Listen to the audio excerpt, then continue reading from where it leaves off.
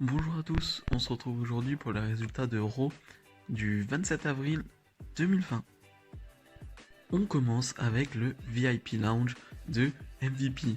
MVP qui va avoir pour invité Rey Mysterio, Aleister Black et Apollo Crews, les trois participants du Money in the Bank masculin de Raw.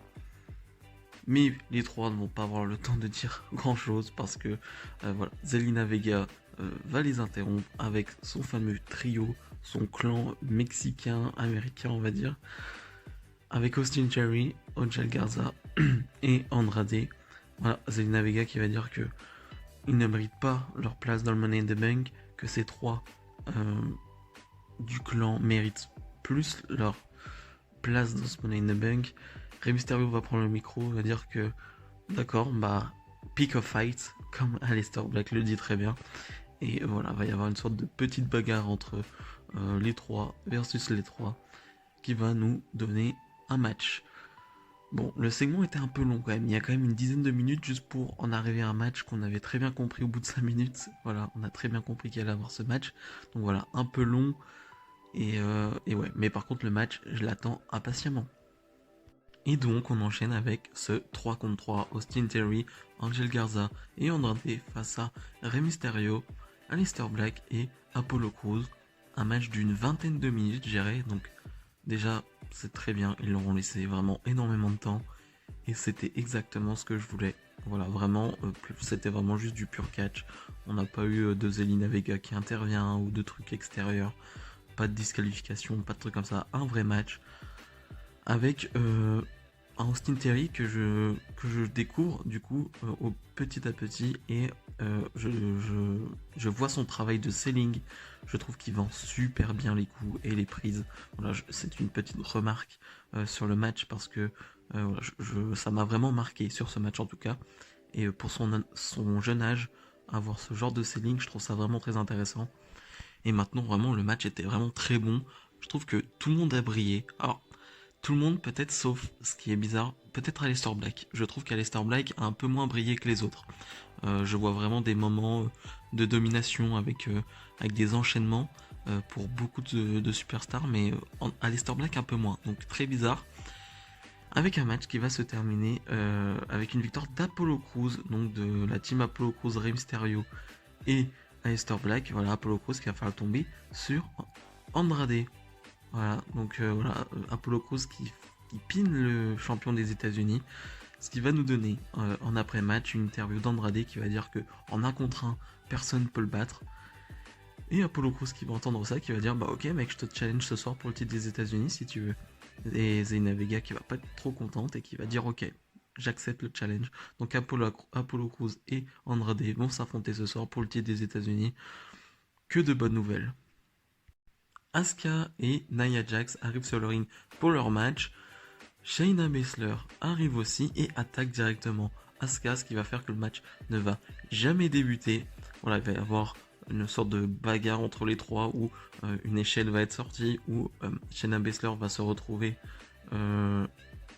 à essayer de casser un bras de l'une de ses adversaires, mais qui va se retrouver contre l'escalier.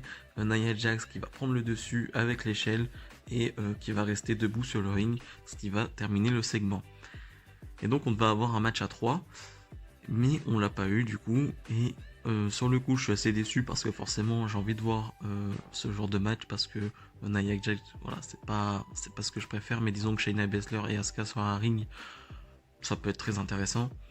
Mais on l'a pas eu et au final je me dis que c'est pas plus mal. Je trouve que l'idée de base était mauvaise de nous annoncer avant Raw qu'on allait avoir un match à 3 entre ces trois filles-là qui ne doivent absolument pas perdre avant le Money in the Bank. Je trouvais ça débile en fait. Je trouve que il y avait une hype parce que forcément t'as envie de voir ce match, voilà, qui peut être très bon. Mais mais mais mais ça aurait desservi en fait plus que servi en fait. Une défaite, celle qui prend le tombé aurait été ultra desservie. Donc au final, Nia Jax remporte le segment, mais c'est pas trop contraignant, on va dire, parce qu'elle est de retour et que c'est la force Nia Jax. À partir du moment où elle ne gagne pas un match, on va dire, contre ces deux-là, moi ça me va. Bobby Lashley qui va avoir un match face à un jobber et qui va l'emporter. Pas intéressant, mais voilà, on sent qu'il y a toute l'histoire entre Lana et lui qui est en train de se terminer.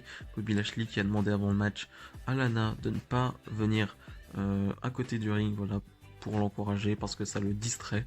Donc voilà, on sent que toute l'histoire est sur cette relation, mais sinon on s'en fiche totalement. Bobby Lashley qui gagne contre des jobbers, faut arrêter ça. Liv Morgan face à Ruby Riott dans une sorte de match revanche de la semaine dernière où Liv Morgan l'avait emporté. Après seulement 2-3 minutes de match, Ruby Riott va porter son finish et Liv Morgan va réussir à s'en dégager. Et à ce moment-là, je me suis dit, d'accord, si la suite du match est intéressante et qu'il laisse la victoire à Liv Morgan, ça veut clairement dire qu'il se passe quelque chose avec Liv Morgan et que la WWE commence à croire en Liv Morgan. Et c'est ce qui va se passer parce qu'après ce finish, Liv Morgan va porter le sien et va l'emporter. Donc pour moi, c'est peut-être un tournant parce que on commence à voir Liv Morgan qui catch et qui commence à gagner des matchs. Et là, la voir sortir d'un finish, c'est pas anodin pour moi. Pour moi, ce n'est pas anodin, donc voilà, c'est une bonne nouvelle. Et après le match, Byron Saxton va interviewer Liv Morgan. Voilà, Liv Morgan qui va raconter qu'elle a encore beaucoup de chapitres à raconter et à faire dans sa carrière et que elle commence à avoir confiance en elle et elle commence à comprendre qui elle est. Donc voilà, c'est très intéressant. Son personnage est un peu flou encore, on va dire, parce que il y a eu toutes ces vignettes de début qui étaient un peu bizarres. Voilà, dans sa salle de bain, c'était très bizarre. Depuis, on comprend pas encore trop le personnage, mais moi, le principal, c'est que on voit Liv Morgan sur un ring et on voit que c'est intéressant à regarder. Jinder Mahal fait son retour du côté de Raw. Il va affronter Akira Tozawa et il va le battre en quelques minutes, voilà, dans un match pas très intéressant. On va retenir le retour de Jinder Mahal. Est-ce que je suis content du retour de Mahal? Non. Maintenant, s'il est de retour, c'est bien, c'est qu'il n'est plus blessé, donc voilà, c'est le principal. Hein. Même si je n'aime pas les catcheurs, voilà, je ne suis pas pour leurs blessures. Maintenant, que faire de Mahal à Raw? Moi, très honnêtement, j'aimerais qu'il ne se passe rien avec Mahal, mais la WWE l'a déjà pushé en tant que champion de la WWE. Est-ce qu'ils vont repusher en mid-card, voilà, pour le titre des États-Unis ou quelque chose comme ça? Je ne sais pas, mais en tout cas, je pense pas que je serais intéressé. Match pour le titre des États-Unis, Andrade défend face à Apollo Crews. Un match d'une quinzaine de minutes, je dirais, où Andrade va travailler la jambe de Apollo sur le début de match. Ça va avoir son importance sur la fin. Mais donc ce match était vraiment bon. Et c'est là que je vois, à mon avis, l'influence d'un Paul Heyman dans ce genre de, pas de match, mais disons, dans le retour des poids moyens et surtout dans leur exposition. Et voilà, on leur donne vraiment des matchs de 15 minutes. Vraiment, on leur laisse le temps de briller, tout simplement. Et je pense que vraiment, Paul Heyman n'y est pas pour rien, parce que depuis un moment, on voit vraiment ses points moyens, avoir des matchs de 15-20 minutes. Et c'est tout ce qu'on veut, parce que Andrade et Apollo Crews, c'est dans des matchs de 10-15 minutes qu'on veut les voir. C'est pas dans des segments où ils parlent, c'est pas dans des, dans des matchs où ils battent des jobbers. Voilà, c'est vraiment dans ce genre de match. Et je trouve ça très bien pour Apollo Crews et Andrade, parce qu'ils ont énormément de talent. Au final, voilà, comme je le disais, ce match est vraiment bon, mais ça va se jouer sur la fin avec Apollo Crews qui va vouloir sauter du coin du ring, mais qui va retomber sur sa jambe et qui va se faire mal. L'arbitre va décider qu'Apollo Crews n'est pas apte à continuer ce combat, et donc le match va se terminer là-dessus. C'est pas plus mal, au moins, ça décrédibilise aucun des deux. Andrade conserve son titre. Apollo Crews n'est pas décrédibilisé parce que voilà, c'est une blessure à la jambe, il ne perd pas réellement. Donc pour moi, c'est gagnant-gagnant. Ricochet et Cedric Alexander vont faire face à des jobbers. Voilà, ils vont l'emporter en quelques minutes, mais voilà, c'est pas un match de 2 minutes où ils dominent tout et voilà, et l'emporte au final. Là, il y a vraiment une sorte de compétition et je trouve ça pas trop mal, même si ce n'est que des jobbers en face. Ricochet et Cedric Alexander ont perdu beaucoup de matchs en solo, puis même en duo, ils ont perdu. Donc voilà, faut les remonter petit à petit. Donc voilà, même les faire un peu galérer face à des jobbers, c'est pas plus mal. L'important, c'est qu'on les voit catcher. Et voilà, il y a déjà une alchimie qui est présente entre les deux et qui se peaufine voilà, au fur et à mesure des semaines. Donc voilà, c'est intéressant, donc ils vont remporter ce match. Et pour la suite, en tout cas, ça peut être qu'une bonne chose pour la division tag de Raw parce que oui, il y a clairement un manque d'équipe. On va se retrouver encore avec un Viking Raiders face au Street Profit. Donc voilà, il faut créer des équipes et voilà, et cette équipe est plutôt intéressante. Après le match, MVP voilà, est en backstage avec Brendan Vick et Shane Thorne. Il va nous dire que selon eux, la semaine dernière, c'était une victoire avec de la chance et voilà, et qu'ils vont prendre leur revanche la semaine prochaine. Donc je ne sais pas si MVP va se mettre en manager de ces deux-là ou juste il présente, voilà, comme il le fait ces dernières semaines, je ne sais pas. Après, très honnêtement, on nous hype ça, mais il n'y a aucune hype. Hein. Je vais pas vous mentir. Shane Thorne et Vink, voilà, contre Ricochet Alexander, faut peut-être pas abuser. Voilà. Bon. Pour le main event, la signature de contrat entre Rollins et McIntyre. McIntyre qui va direct signer le contrat. Rollins hésite un peu. Rollins qui va demander à McIntyre s'il croit vraiment qu'il veut ça. Rollins dit qu'il ne veut pas ça, mais qu'il doit le faire. Alors oui, c'est lui qui a commencé l'histoire, mais c'était pour avoir son attention et pour ramener le titre de la WWE où il doit être. L'histoire n'est pas sur McIntyre ou sur Seth Rollins, l'histoire est plus grande que.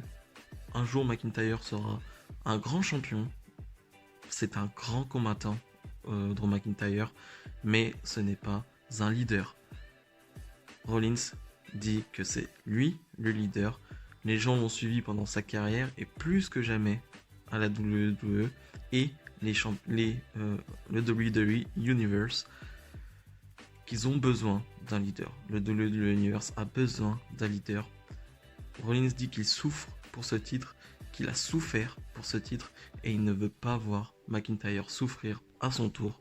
C'est son rôle de transporter le titre, de garder ce titre et que McIntyre doit lui faire confiance, que c'est un sacrifice et qu'il le fait pour le bien de tous. Il dit que McIntyre est un homme intelligent qui va comprendre ça et que lorsque le moment arrivera, il pourra tenter sa chance pour le titre. Rien que la promo de Seth Rollins m'a complètement eu et m'a complètement capté. Maintenant, McIntyre va reprendre le flambeau. Voilà, McIntyre qui va remercier Seth pour son discours, que c'est clair pour lui, c'est clair pour tout le monde. Rollins dit que de la merde, tout simplement. Faut être clair et net. Voilà, c'est complètement ce qu'a dit McIntyre. McIntyre demande où sont d'ailleurs les gens qui le suivent. Hein. Ce n'est sûrement pas de la faute de Seth s'ils ne sont plus là, bien sûr.